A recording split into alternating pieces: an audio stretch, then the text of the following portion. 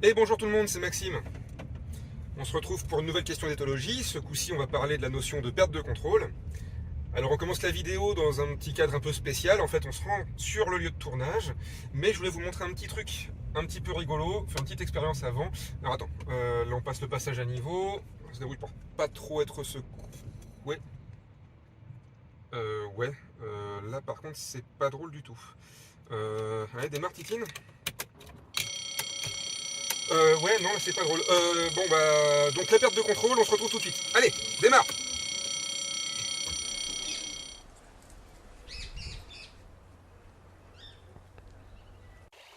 Bon, finalement, on s'en est sorti. Alors, il y en a peut-être parmi vous qui se sont sentis mal avec cette intro. Vous avez fait de l'empathie avec moi, c'est très gentil. Mais qu'est-ce qui a fait que je commençais à paniquer sur mon passage à niveau? Si j'avais été à pied, est-ce que ça aurait été pareil? Sûrement pas, parce que j'aurais pu m'éloigner comme je voulais. Mais là, j'étais coincé dans ma voiture, et ma voiture, elle était coincée sur le passage à niveau. Je ne pouvais donc pas m'éloigner. Je n'avais plus la capacité de contrôle que je devrais avoir sur un événement qui était dangereux pour moi. On m'a enlevé ma capacité à m'éloigner comme je voulais. Et c'est ça qu'on appelle la perte de contrôle. C'est sûrement un des stress les plus violents qu'on peut ressentir. Surtout parce qu'il va en fait amplifier les autres stress. Mais pour comprendre pourquoi la perte de contrôle ça fait aussi peur, eh bien on va voir ce que c'est que le contrôle et pourquoi c'est important. Avoir du contrôle sur un événement, c'est quand l'événement en question, il dépend de notre comportement. Par exemple, j'ai du contrôle sur la mise en marche de ma bouilloire le matin, mais j'ai pas de contrôle sur le lever du soleil. Avoir du contrôle, être acteur de son environnement et pas juste le subir, c'est très important. C'est important d'avoir du contrôle sur ce qu'on va manger, de choisir avec quels individus on va traîner ou avec lesquels on va se reproduire. Car oui, de la capacité de contrôle va découler la capacité pour un animal de survivre et de se reproduire. Du coup, vu que c'est important, le cerveau il va chercher à nous faire avoir du contrôle et il va activer son circuit de récompense quand on se retrouve en situation de contrôle. Et on va aimer ça, avoir du contrôle. C'est ça qui va faire par exemple que la majorité des gens, si on leur donne le choix entre prendre un bonbon tout de suite ou mettre une pièce dans un distributeur pour avoir le bonbon, eh ben ils vont choisir la deuxième option, prendre la pièce, la mettre dans le distributeur plutôt que de prendre le bonbon directement. Alors ça paraît peut-être idiot dit comme ça, on perd du temps, on perd de l'énergie. Oui, mais on a eu le choix, et surtout on a eu du contrôle. Donc en fait on a eu deux récompenses, le bonbon et le sentiment de contrôle. Et qui dit récompense dit aussi apprentissage. C'est le sentiment de contrôle qui nous permet de tisser des liens dans les apprentissages associatifs, de faire l'association entre notre action et sa conséquence dans un conditionnement opérant. Si je fais quelque chose qui a une conséquence sympa pour moi, je vais recommencer. Mais si je fais quelque chose qui a une conséquence désagréable pour moi, je ne le referai pas. Si j'ai pas le sentiment que j'ai causé la conséquence, ou si j'ai pas conscience que j'ai causé la conséquence de quelque chose, il y a peu de chances que je réussisse à faire le lien entre mon action et ce qui s'est passé après. C'est d'ailleurs une des principales raisons de l'abstention lors d'élections. On peut penser que notre vote individuel, il sert à rien, qu'on n'a pas de contrôle sur le résultat, et dans ce cas-là, à quoi bon voter? Enfin, le sentiment de contrôle, c'est quelque chose qui peut nous aider à bien mieux gérer les situations stressantes. Là, vous voyez, je me retrouve de nouveau sur le passage à niveau sur lequel j'étais en intro, sauf que ce coup-là, je suis à pied, je suis pas dans une voiture qui a calé. Je me sens, pour le coup, vachement plus serein. Alors, bien sûr, si ça se met à sonner, je vais peut-être pas rester prendre l'apéro ici, mais vu que je peux m'éloigner de cet endroit à la vitesse que je veux et quand je veux, que j'ai du contrôle sur la distance que je peux prendre avec mon stress, ça va vachement mieux. Cette capacité du contrôle à aider à gérer le stress, ça a été mis en évidence dans pas mal d'études. Mais il y en a une qui est assez simple et qui a bien illustré le truc, c'est celle de Weiss en 1972. Il a mis des rats dans des boîtes, et les rats, ils allaient se prendre un coup de jus quelques secondes après qu'on ait allumé une lumière. Pour un groupe de rats, s'ils appuyaient sur un levier, le choc électrique, il arrivait un peu plus tard. S'ils appuyaient pas sur le levier, par contre, ils se le prenaient de suite.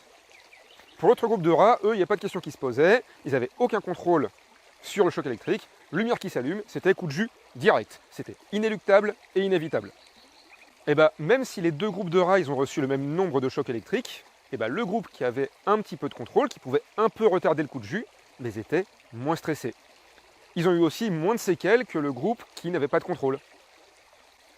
Donc, avoir du contrôle, c'est agréable, et ça a des effets bénéfiques. Au contraire, ne pas avoir de contrôle, ou pire, se faire enlever du contrôle, ça peut être horrible. C'est ce qui m'est arrivé en introduction de cette vidéo, coincé sur le passage à niveau, sans pouvoir m'en éloigner comme je voulais. Dans ce genre de situation, ce qui va se passer, c'est une augmentation du rythme cardiaque, une augmentation de la pression sanguine, et la sécrétion d'hormones de stress. Bref, c'est la panique. Et on risque d'avoir des comportements inadaptés à force de vouloir absolument récupérer du contrôle sur la situation. Et encore, pour moi sur mon passage à niveau, c'est une perte de contrôle qui était momentanée. Quand cette perte de contrôle elle est chronique, voire continue, comme pour les petits rats de l'expérience de Weiss, là ça peut pousser à la dépression, ou pire, à un état qu'on appelle l'impuissance acquise ou la résignation acquise. L'impuissance acquise, c'est un état mental où tout simplement on abandonne, où on se dit que quoi qu'on fasse, de toute façon ça ne changera rien. On considère souvent l'impuissance acquise comme un des pires états de détresse mentale dans lequel un être vivant peut se trouver.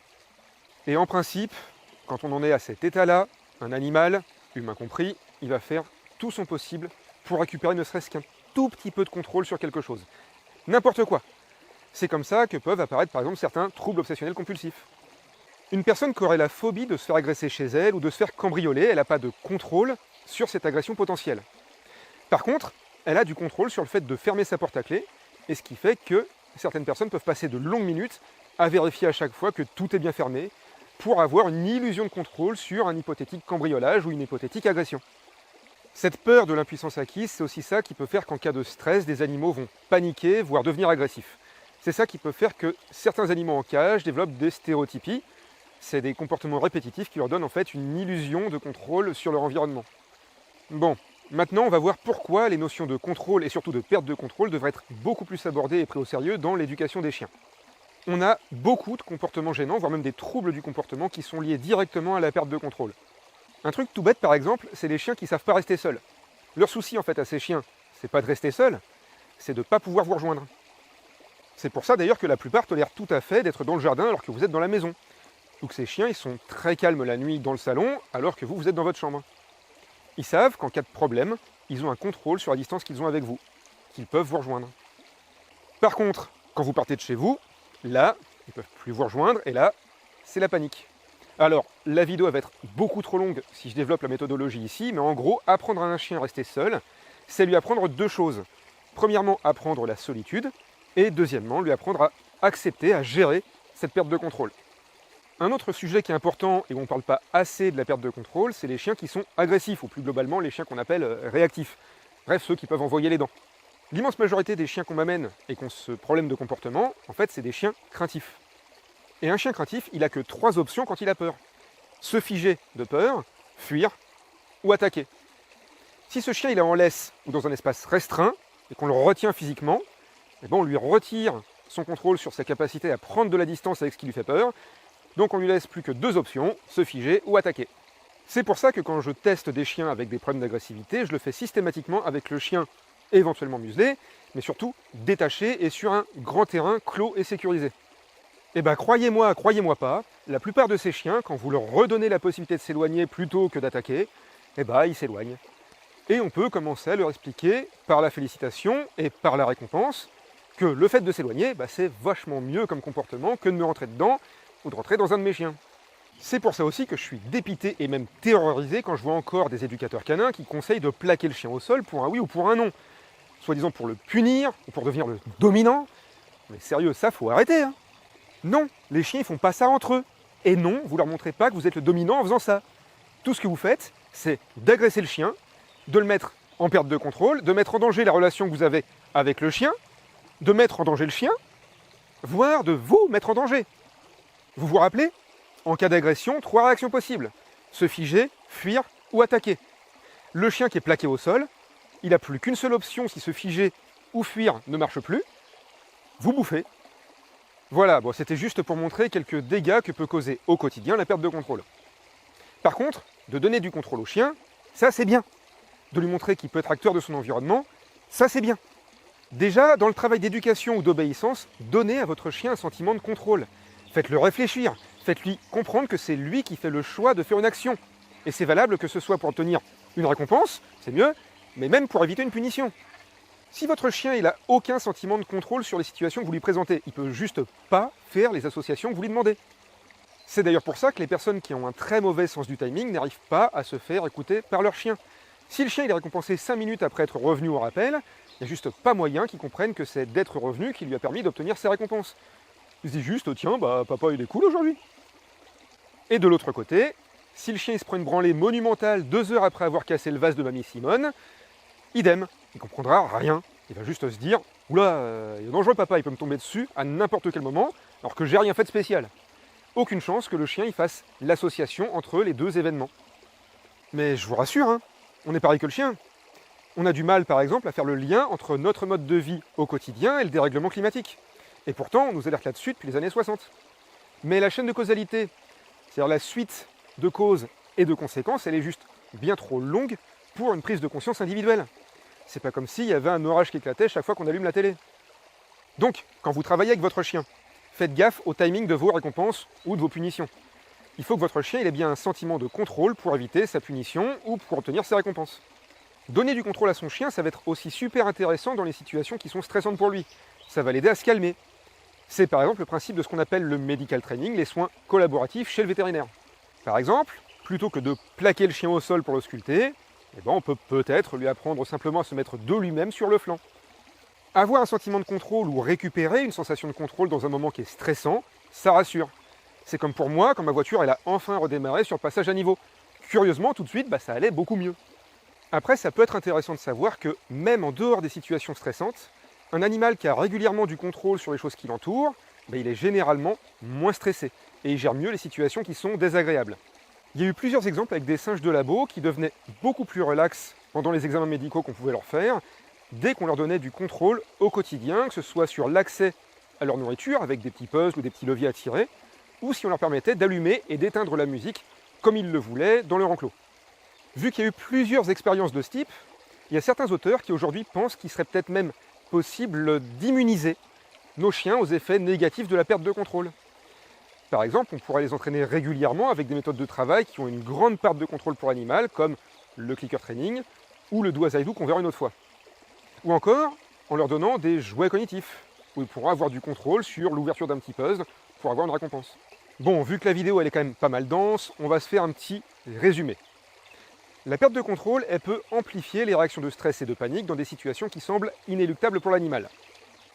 Une perte de contrôle ou une absence de contrôle chronique peut causer des problèmes de santé, un retard dans les apprentissages et un manque d'adaptation globale aux situations qui sont stressantes pour l'animal. Au contraire, gagner du contrôle dans une situation qui est stressante ou donner un peu de contrôle au quotidien à son chien, ça peut l'aider à mieux gérer les situations un peu difficiles. Il faut donc favoriser des méthodes de travail collaboratives où l'animal garde sa capacité de choix et de contrôle, comme le clicker training ou le do as I do qu'on verra un jour sur la chaîne. Ça n'implique pas d'être laxiste avec son chien, juste d'être plus réfléchi et plus méthodique. Et enfin, pour donner au quotidien à son chien des petits moments de contrôle, on peut faire un petit peu d'enrichissement de l'environnement. C'est-à-dire qu'on peut lui donner des puzzles à résoudre pour obtenir son repas, ou on peut lui donner des jouets un peu différents à manipuler régulièrement. Voilà, on arrive à la fin de cette vidéo, il ne me reste plus qu'à vous remercier de l'avoir regardé jusque-là. Pensez à cliquer sur le pouce en l'air si ce contenu vous a plu, n'hésitez pas à poser vos questions en commentaire si vous en avez. Si vous pensez que ce contenu peut intéresser certains de vos contacts, n'hésitez pas à partager cette vidéo sur vos réseaux sociaux. D'ailleurs, je viens de m'ajouter sur Twitter, @detologie, et sur Instagram, mon compte c'est questionetho. N'oubliez pas de vous abonner si ce n'est pas déjà fait, et de cliquer sur la cloche des notifications pour être tenu au courant de la sortie des prochaines vidéos. Il y en a une toutes les 2 semaines, donc à dans 15 jours. Ciao!